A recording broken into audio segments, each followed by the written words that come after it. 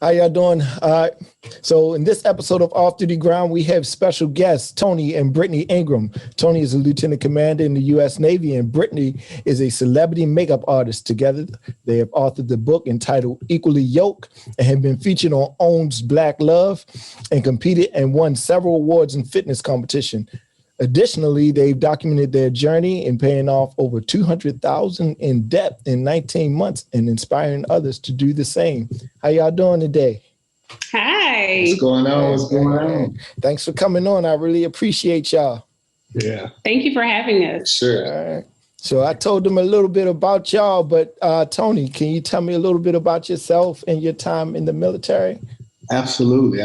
I'm hi. What's going on, everybody? I'm Tony from Fort Worth, Texas, and I've been in the Navy for 10 years now, 10 and a half years now. I got my commissioning source through the Officer Candidate School in Newport, Rhode Island, and just selected for Lieutenant Commander in April this year. So it's a big step. Appreciate that. And got two little girls, Harley and Willow, and married to my beautiful wife. We are coming up on 8 years. Yeah. And so the Navy it's been a blessing to our lives, and really enjoy what we do, and just the ability to travel and things like that, not having a mundane life. So it's been a blessing for sure. Travel. I enjoy it. Yeah. Hey, Brittany, can you do the same for us? Tell us a little bit about yourself and your background. Absolutely. Hello, everybody. I'm Brittany Ingram. I am originally from Spartanburg, South Carolina. I am a celebrity makeup artist, and I have been doing makeup pretty much ever since I was in college, but I started as a professional in 2008. Because when I moved to Los Angeles, I am an alumni of Winston-Salem State University. Mm-hmm. And so, so I've been doing makeup professionally since 2008. And I think that's about it. Tony covered the rest. My amazing husband. Yep. So, yeah. Okay. And y'all both together, y'all have a book out called Equally Yoked. You tell us a little bit about that? This is our book, Equally Yoked. I got it on iTunes, iBooks. Yep. We actually published this book in 2018. Is it 2018? Look, we published it in 2019. 2019? We published it in 2019. We started writing it in 2018. Okay. And we have always wanted to be authors, but we originally just thought that we were going to each write our own books individually, and then we decided to write a book together. And so we just basically jotted down a couple things that we wanted to talk about, and we just began to just kind of narrow it down. And ultimately, we were like, you know what, let's just, because we were going to talk about a bunch of stuff. We were going to talk about fitness. We were going to talk about finances. We were going to talk about family, marriage. And then we were like, you know what, let's just crawl before we walk. Let's put out what, one thing at a time. And we decided to start with fitness. This won't be our last book for sure. Okay. But it is our baby. It's our first book that we have co-authored, and we are really proud of it. So what made y'all select the fitness niche? Okay, good question. So we were doing bodybuilding together. We did that for about 2 years, but we've been working out together since 2014. Okay. That's when our first daughter was born. So we started off in CrossFit together. And it was mainly, I wanted to support Brittany for, post birth and getting the baby weight. Yeah. So we started working out together. Okay. And then we transitioned into like Olympic lifting, and then we transitioned into bodybuilding. And that was 2016. We did that all the way through 2018. And when we started to think about the book, we were like, okay, well, like Brittany already said, we had a bunch of stuff we wanted to talk about. It became overwhelming. Yeah, I feel you.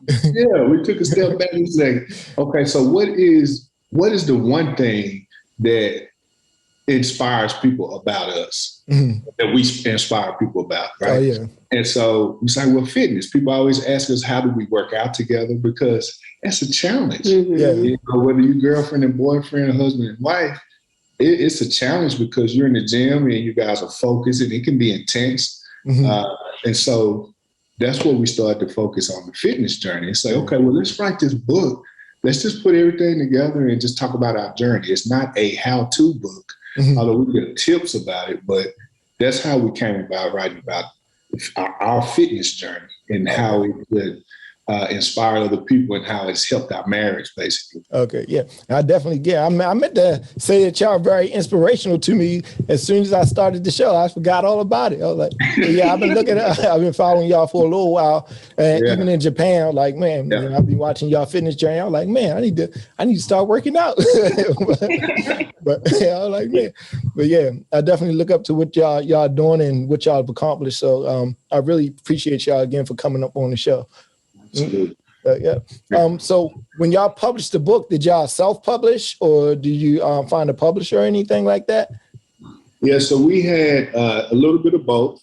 We did end up finding a publisher that published our book. So finding a publisher was probably the best thing we could have did, just because it's so many details in writing a book. Oh, okay. And it's a whole process, especially once you have the material and now you have to get it published, whether you self-publish it or a publishing company. Right. Publishing company kind of takes all of that pressure off for you and say, okay, hey, here's the actual process. Oh, and so that helped us out a ton. Oh, okay. They break it down for you like in steps, like write so much per day and all that? Well, actually, we I'll tell you how Brittany and I wrote the book. It's pretty cool because I'm not a writer. At least that's how I was in school. In high school and stuff, I was a terrible writer. My teachers told me, you're a terrible writer. And so anyway, we basically just got together and we started recording each other. We would go out on the patio and we would put everything in voice memo. Oh, okay. And just talk about different topics. Right. So once we gathered all the information, because we actually got another book I already wrote. We just got to put it together. Oh, right? Okay. So we took the voice memo from stuff that we wanted to talk about in this book. We sent it to a transcriber. Oh, okay. She basically just typed out everything, how we said it, the ums, the ahs, the breaks, the kids. She had all of this stuff in the document.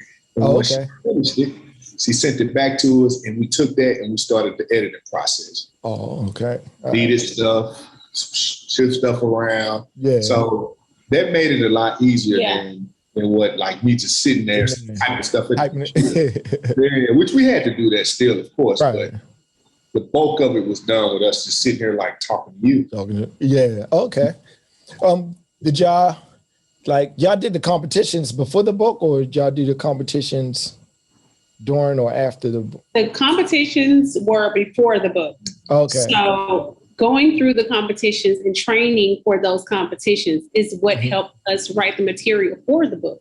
Oh, okay. Because it was the learning to work out together, to communicate is how we got the information that we have that's inside the book now. Okay. And that title, Equally Yoked, is like, I know it's like biblical, it's like you want to be equally yoked, but is it also like equally yoked, like working out, like I'm yoked? Like, yes. It's like a play on words? Yes. Okay. So that was our play on words. Okay, there. I get it. I like that. I like that. I was like, make sure it's right. I was like, process. So, Brittany, a question for you. Like, I know a lot of females, when they think about working out, they think that lifting weights and stuff will make them bulky and make them manly or anything like that. Did you have any fears of going into that before you started working out? I did. I definitely can say that's something that crossed my mind. But once I really started getting in the gym, I quickly began to realize, and I started to educate myself on working out and eating healthy. I started to realize that it's going to take a lot more for me to build bulky, manly muscles than the little bit of weights that I'm moving around, you know? And I just think I was a little bit ignorant to what it took to get that look. And so I thought in my mind, oh, if I lift 5 pounds, you know, or 10 pounds or 20 pounds, that I was going to build like these boom, boom, boom, boom, you know, the Sailor Man muscles. But again, that was a myth. And it took for me to actually get in the gym to educate myself about fitness, for me to realize that that was not true, you know? And so if that was the case, you know, we wouldn't need steroids. If it was that easy for people to gain muscle, like they have, right? You could just get in there, and it takes. What women don't know is it takes so much time and food and weights and consistency to build that type of muscle that the average person just don't have. Right. So you know what I mean? You don't have that type of consistency, and you know, it takes a different type of work ethic for you to build, to look for a woman to look manly. It's not in our genes to look manly, you know. It's a lot of women who look quote unquote manly. Some of them, not all, take some type of enhancement to help them maintain that amount of muscle, because our body, they like to get soft. And, you know. So yeah. Would you recommend resistance training to females? Oh, absolutely. Oh, yeah. Resistance training to males as well. Resistance training is amazing. It just really depends on the look that you're going for. So educating myself again about fitness, I realized that there are certain different looks that you can attain based off of the workouts that you choose. So like a CrossFit look, or a bodybuilder's look, or even inside of the bodybuilding culture, there are different classes. And according to those classes, you have to do a certain type of workout to maintain that look or maintain that body type. There are certain things that you can't do as a bikini bodybuilder that you have to do as a physique bodybuilder, you know, and vice versa. So it just really depends on the body type you want and whatever your goals are. If you want to do yoga, then you have to know, doing yoga, this is the type of body that you will have, or this is the type of muscle mass that you will gain, and, you know, any other workout technique. What was your journey like competing? Like, were y'all surprised that y'all competed and won, or y'all expected? Like, we're going in there, I expected. Right. So we had coaches. We ended up hiring a coach. Actually, my first competition, I did it by myself. And of course, you go into the bodybuilding competitions, you're expecting to win. So much dedication. It's so much time that you need in order to achieve that level of physique. So your mindset is, I want to go in here and win. It's not going in there and just to get and obviously, you know, it's different for everybody. But if you're a competitor, if you're like, if you have a competitive edge about you, you want to go in there and win. You're not doing all this for 5 or 6 months to not come You know what I'm saying? And I mean, I got a lot of people ask me like, hey, why are you doing this? Is this for money? Like, I don't understand why you're putting your body through this.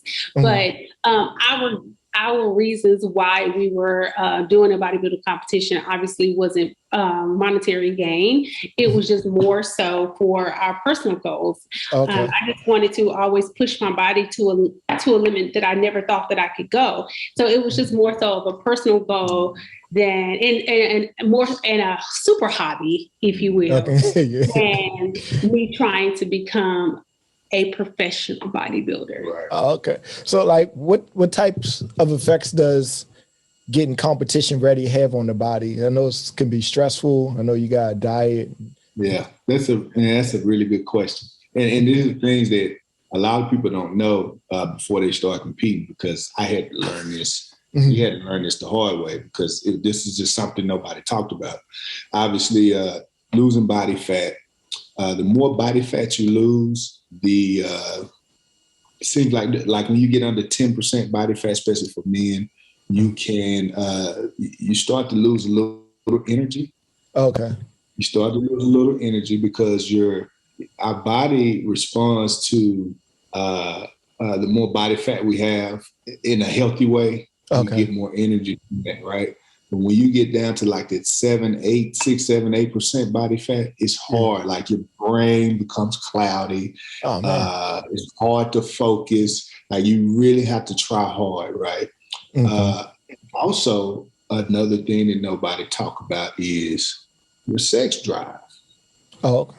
You kind of like your sex drive kind of decreases, and we had to learn that. We didn't know that. It's it's crazy. So the lower your body fat get, it's kind of like your body goes into like this fight or flight mode. Oh, okay.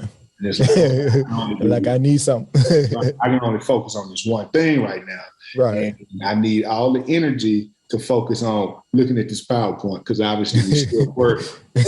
Right. Makeup, Brittany still got to go to work and do makeup. Yeah. I'm still in the Navy. I still got to go to work and focus on the ship and stuff. Yeah. So yeah, those are some of the things that doesn't get talked about. Yeah, I ain't think about it. Yeah, we had to learn that. You know, yeah. Yeah, y'all plan on competing again? No.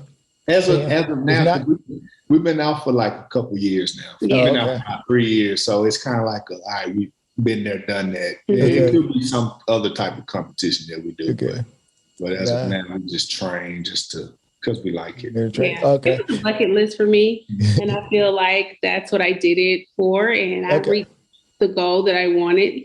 And if I do it again, it will be bucket list type of stuff again, like. Oh, I want to do this at 50 or 60. It'll be another like extreme thing like that. So, but.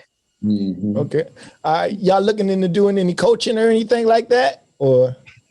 No, I don't want to speak for both of us, but I think I can speak for both of us and say that coaching is definitely not something that we want to do. We thought originally when we first came into working out together, we thought that we wanted to coach people. We even took a personal training course when we were in Japan to prepare. We were certified personal trainers to prepare for that.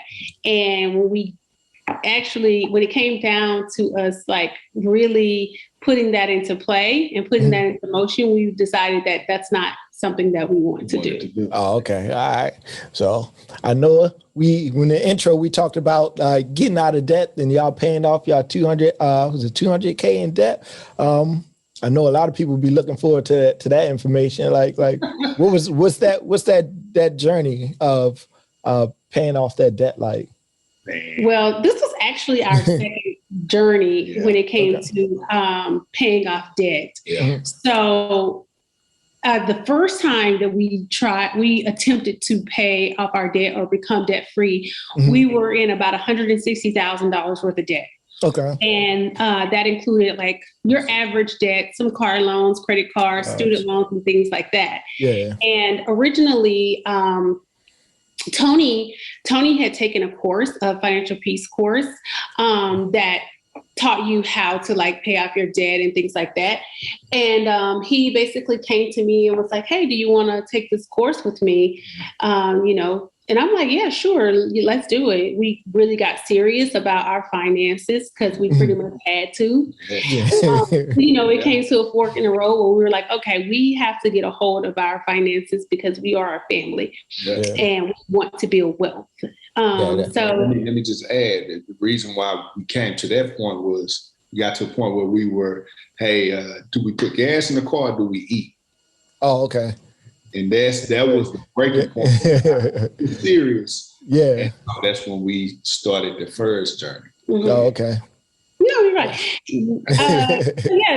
Like Tony said, that's how we started our first journey. And we ended up in that journey. We ended up paying off about $100 and something thousand worth of debt. We did that in about a year. Okay. And the remaining amount was about 40 something thousand. And that was my student loan. And we put that into a debt forgiveness program. Okay. Thinking that oh, we could just pay $30 a month, for the next 20 years. I don't know what we was thinking, but in our minds, we use that as a way to say, oh, we're debt free. Yeah. We don't have this debt is to the side. We don't ever have to worry about that student loan ever again because it's in a debt forgiveness program. We'll just pay out $30 a month for the next 20 years and we'll be good. That's what we thought. Our minds, we had kind of rationalized that we were debt free because we didn't have a car note or credit cards or any other debt. I'd have thought the same thing. Right. And so in that moment, we were quote unquote debt free for like a month. Yeah. All right. And then so that's when we started bodybuilding and we started slowly using our credit cards again. We were doing our vows and half of that was paid in cash and the other half was paid on credit cards. Yeah. And we started a new business. And in 2019, we decided to buy our first home. Okay. And so from 19 March, we bought our first house. And we basically was in the mentality of, we know we got this debt. Yeah. But we'll figure it out later. That was the mentality. We'll figure it out. Yeah, figure it out. Yeah. Then we bought this new house out here in California. Very expensive. Yeah.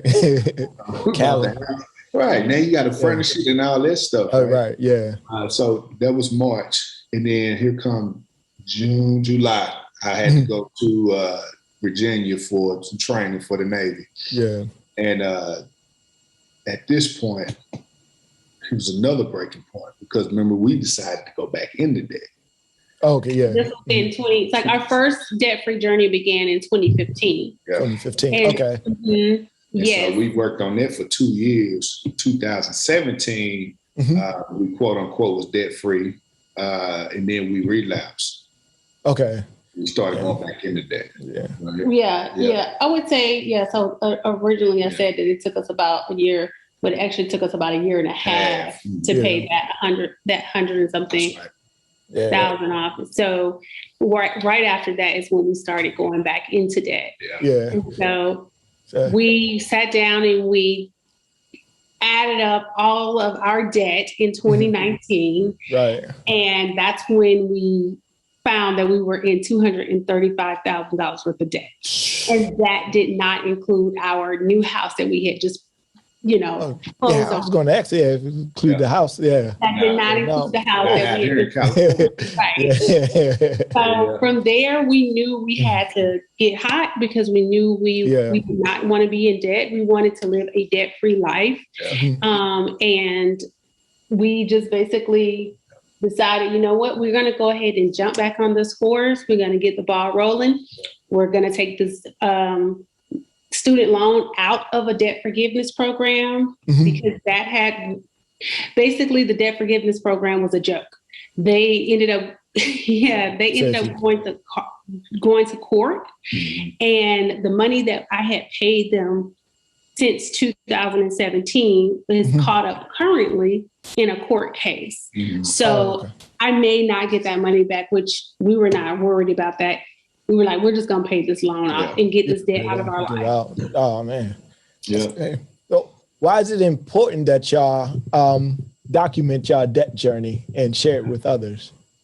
Yeah, good. That's great. Another great question because, for example, or for context, 80% of Americans are living paycheck to paycheck, right? And so we talk about this American dream all the time.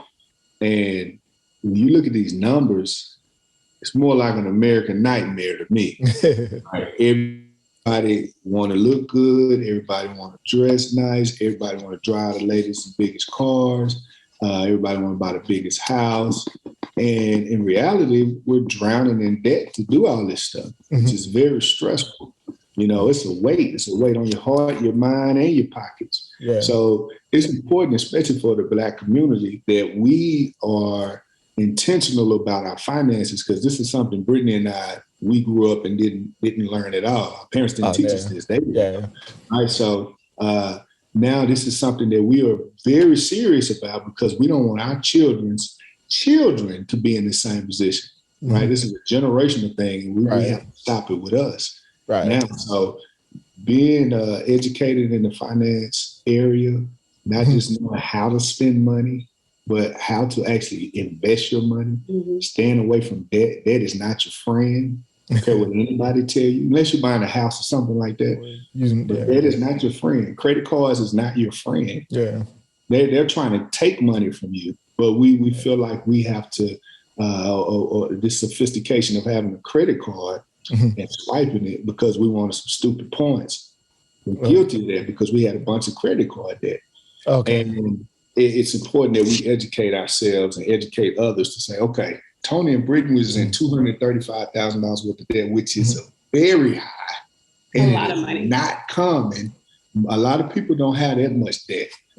But $235,000 of debt, that is a lot of debt. Yeah. Tony and Brittany can get out of that. Yeah, y'all got out of it. Can get out of it. You just got to be intentional, have a plan. Yeah. And you got to focus and think about your goals. Our goal is to build wealth. Yeah. Send our kids to school for free. Give them money when they're old enough and stuff. They got a nest egg. When we're past home, we have a legacy to pass on. True. Yeah. That's the goal, man. And to really be able to control our own time. Yeah. When you owe a bunch of people, they can you got it. Right. Yeah. You know what I'm saying? So at one point we had $3,500 per month of minimum payments. Yeah. And that didn't include the mortgage. Oh man. Yeah. Yeah. That's what I'm looking at now. Yeah. With the business, the business and stuff and buying equipment, it's it's starting to go up. I'm looking at my monthly payments so you don't have the freedom to do what you want. You don't have the freedom to live the life that you want to live. And so it felt almost like we were shackled, like we were bound, and we wanted to break free of that. And the biggest difference the second time around, that our mindset changed. That was the biggest difference from the first time to the second time. The first time when we were quote unquote debt free, we relapsed so quickly because now that we have all this extra money, we're like, what can we buy? What can you buy? What can we go get? Now we got money to go get whatever we want to go get and some, which is why we pretty much doubled our debt. Is because we were in a consumer mindset. We were trying to figure out what we can buy. And this time around, we are more in an investor's mindset. We have that investing mentality now. We're trying to figure out how we can double our money, triple our money, grow our money. It's not necessarily what we can buy in terms of consumption. How can we establish a really great foundation for our children, our children's children, and build financial wealth? Generational wealth. I get you. So I watched some of y'all videos on YouTube about y'all journey. So if people you want to see their journey, make sure you go to their page. All right. So it's Ingram Muscle on YouTube. But talk about some of the sacrifices y'all made to get debt free. I'll just start it off. Okay. So some of the sacrifices, not eating out. As much. I mean, you budget for it. Yeah, I'm relaxing on that. Having a budget and sticking to it, saying no to people. Saying no to people. Like, no, I can't go with you there because I have debt I need to pay out to keep it real. Right. We had to sell our car. We had a brand new Jeep that we only had for about a year. Beautiful vehicle. Yeah. And we had to sell it. We decided to sell it. Everybody don't have to sell their car, but we sold our car because there was a $600 and something payment. Okay. Plus the insurance was another $150. So you got about almost $800 in payments. So that was the first thing that we did. We got rid of that car payment. And we drove a bucket, which I still drive it. Honda Accord, 2003, got 100,000 miles on it, man. I love that car. Yeah.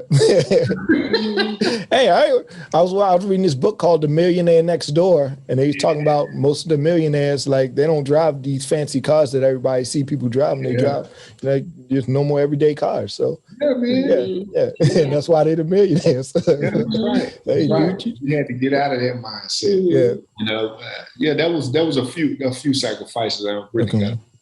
One of the other things that we did is we had to make sure that our income was where we needed it to be for the amount of time that we wanted to go ahead and pay off our debt. So that meant I had to make a sacrifice to work while I was pregnant, and I worked till I was 9 months, basically. And I traveled and commuted to work almost every day, every other day, being pregnant. But that was the sacrifice that we made because we know we wanted to have 2 incomes during that time, because we had a time frame, we had a goal that we wanted to meet at our debt-free goal date.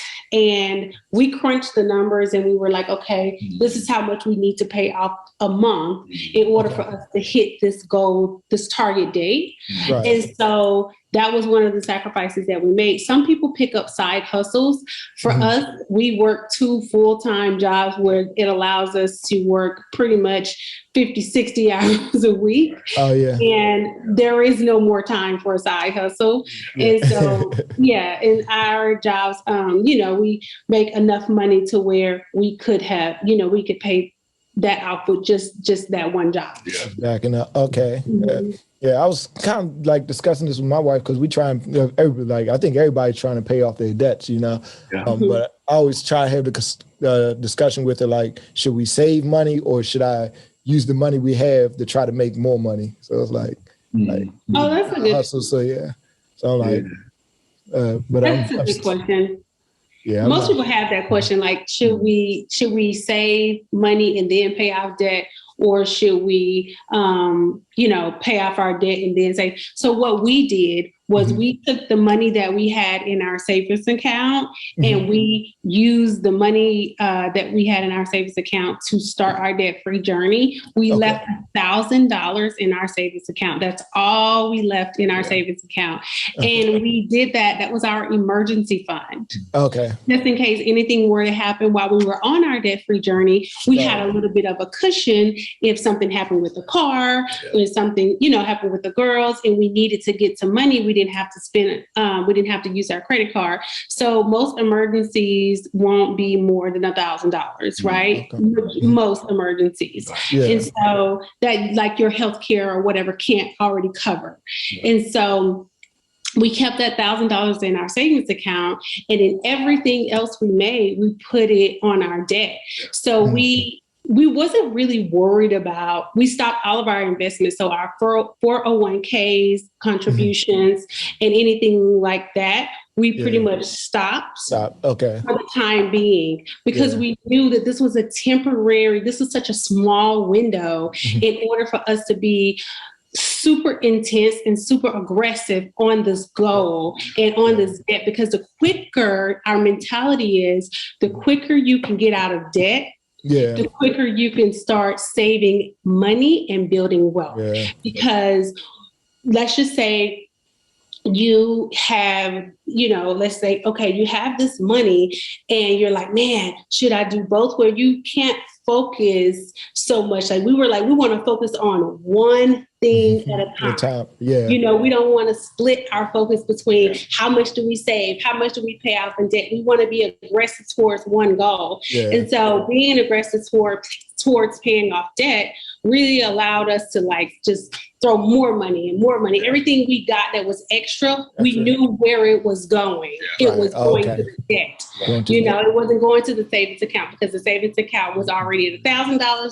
We knew it was temporary, so we wasn't really worried. And now that we're debt free, it really freed up more money for us. We're like, oh, we have all this money now. What do we do with it? Now you can pad your savings account. Yeah. Now you can start back investing because you have the freedom and the money to the resources to do that. Yeah. Does that make sense? So it makes sense. Yeah. Mm-hmm. I got you. I appreciate it. Also, real quick, keep in mind when you pay off, let's just say credit card, pay off a credit card, that is a automatic return on your investment. Oh yeah. You know what I'm saying? Because most credit cards are 15% or something. Interest rates. Yeah. Interest rates, right? Yep. You pay that off, you get that back. Yeah. You know what I'm saying? You're not making anybody else rich. So. Yeah. I was thinking about that when she was saying, like, because like some credit cards that you say 15%, if you saving or you're investing, if you get 15 or 10%, either way, that credit card is probably going to be higher than that interest rate you're going to. That's right. So you got to get that out of your life fast. Get it out, fast. Yeah. Cool. And it's not, and I get like most people say, okay, it's not about the amount of time. And granted, we don't put much emphasis on the 19 months just to brag. We put emphasis on the 19 months to say, hey, the quicker we can get out of debt, the quicker we can build wealth. That's a big feat, though. That's a great accomplishment. Huge, man. I need to get on it. So, what other ways are y'all getting y'all word out about y'all journey? And your book, how y'all. Okay, so first of all, YouTube, so the Ingram Muscle channel, which is still relatively new, so we're still putting out content on that, but it's about a couple months old. Our Instagram, Ingram Muscle. We have a website, ingrammuscle.com. So you can order the book. You can order the book from there, or you can go on Amazon and just type in Equally Yoked, or you can type in Tony and Brittany Ingram, and you can order straight from Amazon. And we do have some books at home that we are sending out for folks. We will autograph, sign them, send a personal message with it. So we do have some of those for sale from us. The first few batches, we had already sold those out. So we just got a new batch in. Oh, okay. So I saw that on y'all Instagram. Yeah. I like it. Like, I got to get it. And I think I already asked y'all what's it like running a business while attached to the military. Like, does it keep y'all from doing, like, I know a lot sometimes, like, if you have like events and stuff like that and you got duty, you may have to cancel it, or you got recalls and stuff like that. Does that affect your business and what you're trying to accomplish? Right. Okay. So we have a pretty different dynamic. And honestly, most of the time, when you're in the military, most of the time the spouse, they typically like work from home or work at the base, so they really don't have a full-fledged career like Brittany has. So it's really like, it's totally different, and it's definitely difficult. Yeah. But we have to split time, and like we have to like really plan ahead. Like, okay, Brittany, you're gonna be working on this show. I have duty. Okay, we have child. We got 2 kids now. So we have to, like, it's a lot of movement. Yeah, I can imagine. We're always shuffling around. We're always looking at. We have 3 or 4 babysitters on deck. You know, at all times that can help us. Right. But like having a business and being in the military, it's definitely challenging. But you have to create a business that you don't necessarily have to be at all the time. Oh, okay.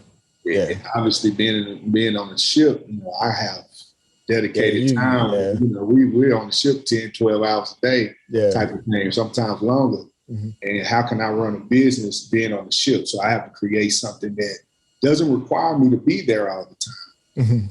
And I have a trucking company, but my dad is the one that's running everything, but we're all together. So I don't have to be there. I just need to talk to him on the phone. Oh, okay. And so that's one of my businesses. Oh, okay. Our businesses. And so Brittany, on the other hand, she does a lot of freelance stuff. So she can do that when she have off time. Okay.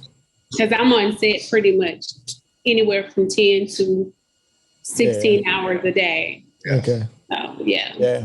I saw in y'all video, you say y'all pretty split. Y'all had to meet halfway and to go to work so she can go to work and so you can go to work. I'm like, man, So that one of our biggest challenges? Yeah, yeah, it is, because we live in California, of course, so we stay like almost directly midway between San Diego and Los Angeles. Brittany works in Los Angeles. I work in San Diego. So if she drives 76 miles one way, I drive 72 miles one way. But that was the only way that we were going to make it work for both of us in order to fulfill our career obligations and our dreams and stuff. Yeah. So it's the sacrifice we have to make driving. The commute is a huge sacrifice. It is. Yeah. It is. I get you. So my wife, she's trying to do nursing, so I know about like sacrifice. So she had to move to Maryland and stuff like that. So I'm down in Florida. So when I leave for Hawaii, I gotta go grab the kids, and I'll move to Hawaii with the kids, and then she'll be a year without the kids. So military life is a little sacrifice. You have to do. Yeah, you gotta do what you got. And she, like I said, I told her she gotta follow her dreams as well. And I like that. So I love what you gotta do. Yeah. So that was awesome, man. So, that's incredible that you have that mindset. Yeah, like, man, we only got one life. You gotta do it. So what are y'all goals? Like, where do y'all see yourself in 5 to 10 years from now? Millionaires. Multi-millionaire. So, like some of the things is that's very important to us is creating experiences, specifically with our girls, being able to do things with them as a family, and not being tied or restricted because we can't necessarily afford it or we owe other people and things like this. So that's where the financial freedom comes into play, and being able to build that wealth over time. So 5 to 10 years, our goal is to be multi-millionaires, and it's going to come from us investing, being good stewards of our money, and creating other income, right? And also traveling. Huge on our list. Huge on our list to travel. And also just to really inspire a bunch of people, motivate people by our journey, speaking engagements, being able to travel around and speak on different platforms. And just create a lot of greatness. We're pretty much, I think Tony and I, we both enjoy using our marriage as our ministry. We both, we really love that. And we truly just allow God to lead us and guide us. And he brings these opportunities to us. So a lot of the opportunities that we have gotten to be on TV or to speak at this place, we believe that God has brought us those opportunities. And so we just take it day by day, a little bit by a little bit. We're not really forcing anything. We know that we want to be together as a family. So where we see ourselves in 5 to 10 years, like Tony said, definitely multi-millionaires. We're not doing that apart. We're doing it together. We're doing it with our family. So freeing up our time, freeing up our finances, freeing up, just giving ourselves that freedom, that flexibility. So we just see ourselves being free and wealthy and just happy and, whatever that may look like. I don't want to say we'll be where we'll be in this world, because we don't know where we'll be, but whatever that looks like for us, that's what we know for sure. We want that. We want to be together. We want to be free. And like I told y'all before, y'all already inspirational to me. So I like y'all journey and sharing y'all journey and the things that y'all do together. So they're definitely very inspirational. So what would you say to inspire other people who are trying to start their business or to try to get debt free? What would you say to them? First and foremost, you need to have a vision. You need to have a vision for your life, vision and a plan. Talk about your goals. What do you want to do? Right? What is the outcome? More than anything, just understanding like who you are as a person. Okay. What are your ultimate goals? So that vision is going to be very important. That vision and that purpose, right? look at your whole makeup of your life. Look at the things that you've done in the past. If you know your family comes from a lineage of debt, then you need to figure out, hey, can I be the one to break this generational curse? Mm-hmm. And that's what we did. We're saying, no, enough is enough. Okay? Right. Enough is enough.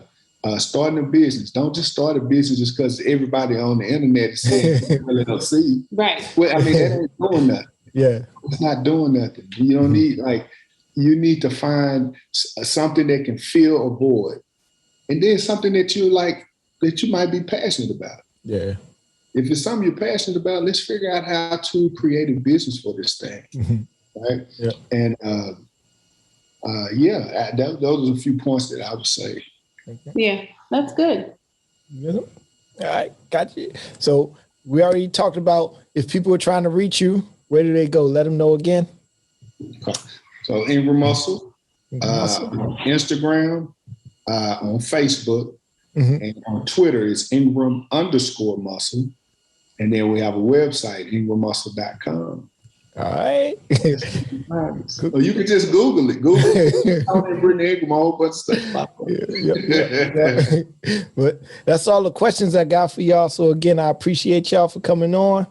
And I thank y'all for sharing y'all journey with us and sharing how y'all wrote y'all book and how y'all got out of debt and being very inspirational. And because you're providing the service that people need, right? So I think everybody I know has some sort of debt, right? So and we all got to get out of it. So I really appreciate y'all for sharing it. Absolutely. Right. Thank you, man. For having us. And we're proud of you, man. Yes, we are. Thank you for what you're doing. You know, this is super dope for you to create a platform to bring other people on, to inspire other people. Right. That's really cool. That's really dope, man. And we wish you many blessings to you and your family, the children. And we definitely look forward to doing more work with you in the future. So you keep on that off-duty grind. I appreciate y'all. All right. And again, that's Brittany and Tony Ingram. All right. And again, they wrote that book, Equally Yoked. And they've been on OWN's, the Oprah Network's Black Love. And they're sharing their journey of getting debt free from over $200K in debt in 19 months. All right. Inspiring others to do the same.